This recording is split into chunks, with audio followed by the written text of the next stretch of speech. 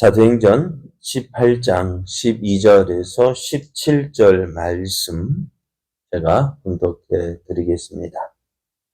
갈리오가 아가야 총독되었을 때에 유대인이 일제히 일어나 바울을 대적하여 법정으로 데리고 가서 말하되 이 사람이 율법을 어기면서 하나님을 경외하라고 사람들을 권한다 하거늘 바울이 입을 열고자 할 때에 갈리오가 유대인들에게 이르되 너희 유대인들아 만일 이것이 무슨 부정한 일이나 불량한 행동이었으면 내가 너희 말을 들어주는 것이 옳거니와 만일 문제가 언어와 명칭과 너희 법에 관한 것이면 너희가 스스로 처리하라. 나는 이러한 일에 재판장 되기를 원하지 아니하노라 하고 그들을 법정에서 쫓아내니 모든 사람이 해당장 소수데네를 잡아 법정 앞에서 때리되 갈리오가 이 일을 상관하지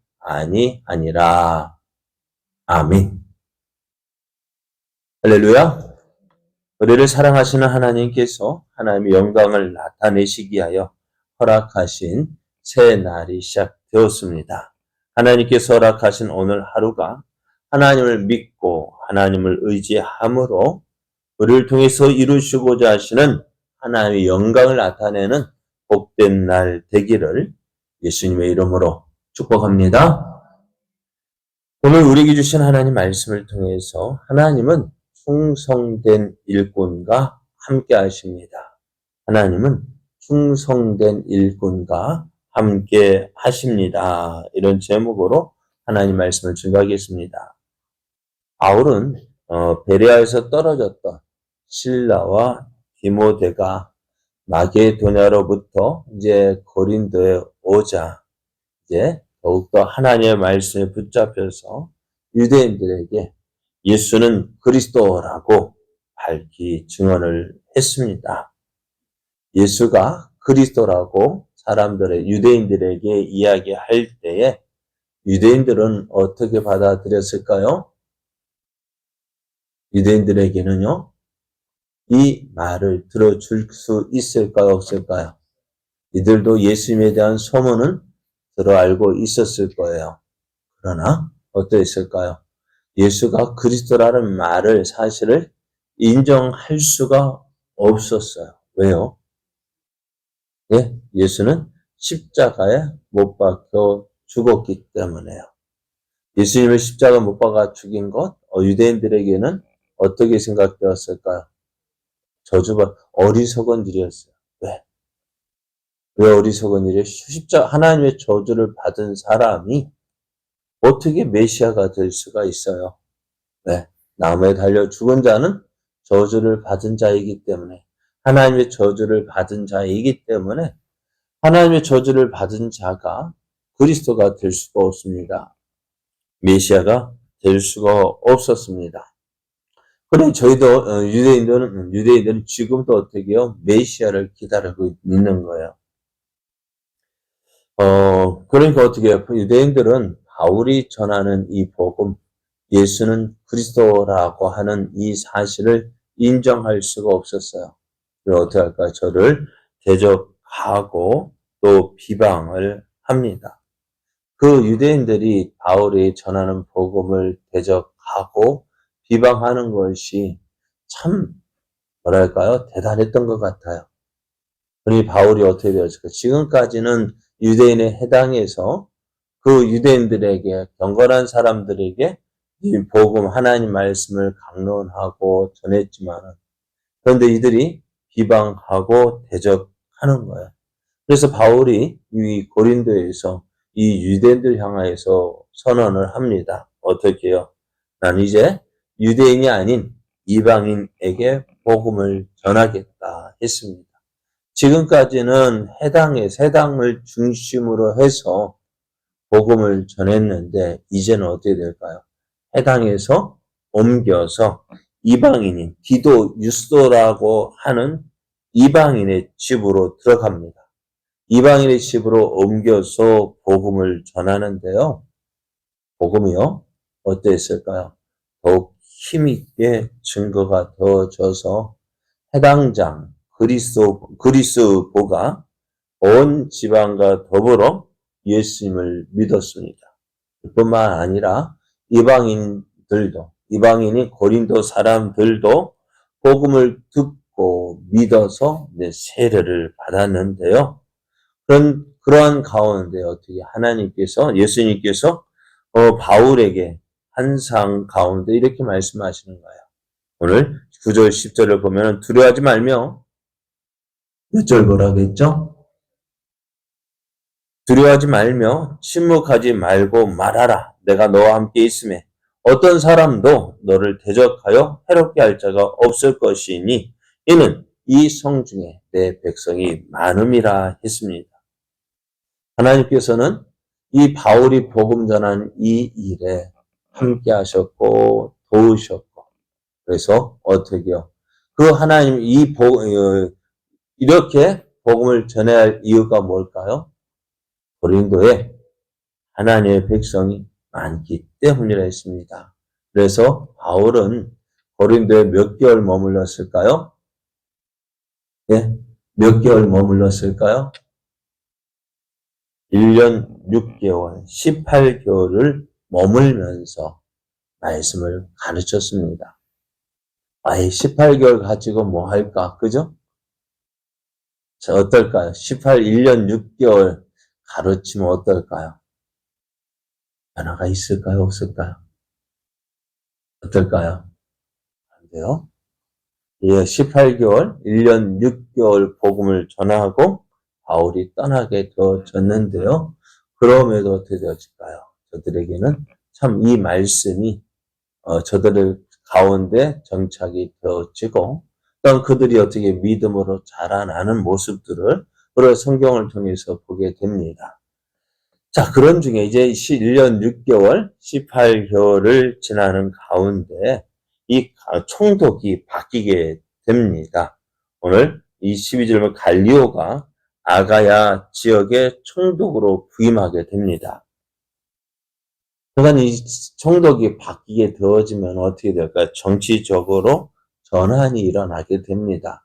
새로운 사실들, 어떻게 보면 그런 일들이 일어나게 되어지는데요. 이 정치적 전환기를 이용해서 유대인들이 이제 바울을 잡아 재판장으로 끌고 가 고소, 고발을 합니다. 그들은 바울이 율법을 어기고 상식적이지 않은 다른 방법으로 하나님을 섬기라고 요구하면서 사람을 선동했다는 것입니다. 유대인들은 바울이 율법을 어겼다고 주장하는데, 이 사람들은, 어느 법을 범했는지 분명하지도 않습니다. 또, 사람을 선동했다고 하는데, 이 사람들이 유대인일 수도 있고, 로마인일 수도, 또, 로마인일 수도 있는데요. 유대인들은요, 자신들의 종교적 문제를 로마의 총독에게 가져오는 것을 꺼림칙하게 생각하기 때문에 어떻게 보면 의미를 분명하지 않게 말하여서 총독으로 하여금 바울이 로마의 법을 어겼다, 로마인을 선동했다라는 식으로 말했습니다. 이렇게 고소가 되어졌어요. 그러면은 어떻게 되어져야 될까요? 변호를 해야 되겠죠. 그래서 이제 바울이 갈리오 앞에서 자신의 입장, 변호를 하려고 하는데, 그래서 무언가 말하려고 재판장 앞에서 일어섰습니다. 그랬더니요, 어떻게 되실까요? 갈리오 총독이요, 바울을 막습니다. 바울이 말하려는 것을 막아요. 그리고 이렇게 이야기합니다. 14절 보면은 너희 유대인들아, 만일 이것이 무슨 부정한 일이나 불량한 행동이었으면 내가 너희 말을 들어주는 것이 옳거니와, 만일 문제가 언어와 명칭과 너희 법에 관한 것이면 너희가 스스로 처리하라. 나는 이러한 일에 재판장 되기를 원하지 아니한다 했습니다. 바울이 로마법에 의해서 어떤 분명한 죄를 범했다고 한다면 바울을 재판할 수 있겠지만은 지금 너희 하는 일이 어떤 일이냐고요. 그러니까 언어와 명칭과 또 너희 법, 유대인의 법에 관한 것이라면은 내가 너희와 이 일에 관여할 일이 없다는 것입니다. 너희 종교에 관한 것이라면은 너희들이 스스로 해결하라라는 것입니다.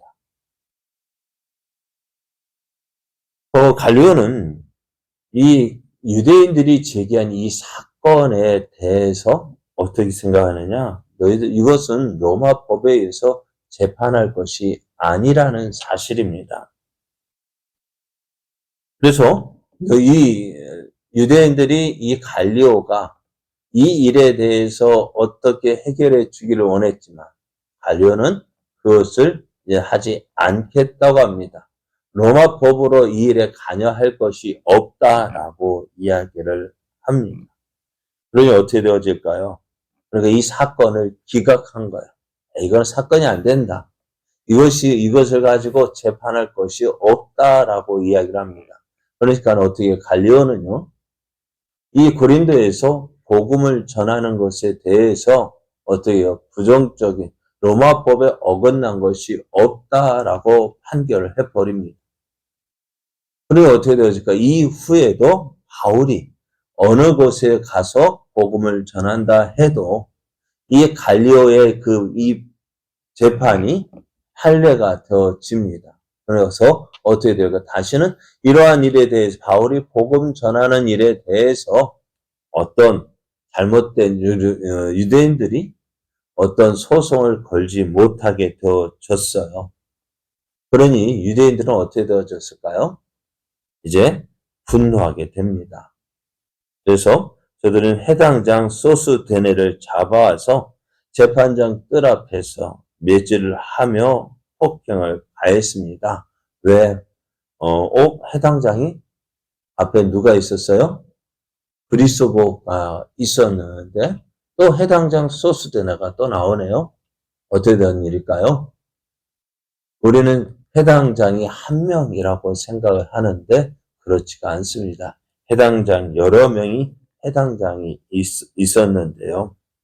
자, 오늘 그러한 가운데서 어떻게 해요? 저희들의 율법, 유대인의 율법에 관한 것, 유대인들이 말하는 말이나 언어나 어떤 명칭에 관한 것이면은 내가 관여하지 않겠다 하니 어떻게 해요? 저희들이 재판장 앞에서 이 소스데네를 로마법이 아닌 유대인의 율법에 의해서 판결하고 그렇게 행한다 할지라도 어떻게 해요? 관여하지 않았다는 것입니다. 하나님은 바울에게 약속하셨습니다. 내가 너와 함께 있으며 어떤 사람도 너를 대적하여 해롭게 할 자가 없을 것이다. 하나님께서 약속하셨어요. 그 약속하신 말씀대로요. 어떻게 해요? 바울과 함께 하셨고 지켜주셨고 보호해 주셨습니다. 이제 더 이상 이 로마 영내에서는 기독교가 더 이상 불법이 아니고 로마에서 복음을 전하는 것이 법적인 문제가 되지 않게 하셨습니다. 이제 어느 누구도 바울에게 이 복음 전하는 일을 놓고 이제는 재판하고 고소 고발을 할 수 없게 하셨습니다. 바울이 복음을 전할 때 참 열심히 전했습니다. 근데 기억해야 될 것이 있습니다. 무엇이요? 바울의 힘으로 되어진 것이 아니라 하나님께서 함께 하셨고 도우셨고 붙잡아 주셨습니다. 그래서 오늘 예수님은 제자들에게 너희는 예루살렘을 떠나지 말고 어떻게 하라고요? 아버지께서 약속하신 것이 받을 때까지 기다리라고 했어요. 왜요? 바울의 제자들의 열정 있잖아요. 그죠? 죽은 줄 알았던 죽은 예수님이 어때요? 십자가에 죽으신 예수님 그것을 보았을 때 끝난 줄 알았는데 그 예수님이 다시 살아나셨습니다. 그죠? 그러면은 제자들은 어떻게 해요? 복음을 전할 그 열정이 생겼지만은 복음 전하는 것은 열정만으로는 안 돼요. 어떻게 될까요? 내 사람의 힘, 사람의 노력, 사람의 열심 그것만으로는 안 돼요. 누가 함께 될까요? 하나님이 성령님이 함께 하셔야 되어집니다. 오늘 예수님은 우리에게 말씀하셨어요. 우리와 함께 하신다고요. 성령님도 우리 가운데 함께 하십니다. 그래서 오늘 우리는 누구를 의지하고요? 하나님을 믿고 예수님 함께 하시는 예수님 성삼위 하나님을 의지하고요. 우리가 나아가는 걸음에는요. 누구의 힘으로 나가는 거예요? 이 삼위 하나님의 힘으로 삼위 하나님의 이름으로 나가는 거예요. 그래 나갈 때 하나님께서 함께 하십니다. 도우십니다. 붙잡아 주십니다. 그래서 오늘 우리를 통해서 하나님의 살아계심이 증거되어지는 거예요. 또한 그리함으로 하나님의 영광이 나타나는 거예요. 오늘 내가 걸어가는 걸음, 여러분 그냥 혼자 걸어가는 걸음이 아니에요. 내 뒤에는 누가 있어요? 막강한 맥이 있습니다. 만왕의 왕이신 하나님께서 오늘 우리와 함께 하시고 우리를 도우시고 붙잡아 주십니다. 그 사실을 믿고 어깨에 힘을 넣어도 좋아요. 목에 힘을 줘도 좋아요. 당당하게 나아가십시오. 나는 하나님이 함께하는 사람입니다. 그 하나님의 은혜가 오늘 우리와 함께 하셔서 우리를 통해서 살아계신 하나님의 영광 나타내는 복된 날 되기를 예수님의 이름으로 축복합니다.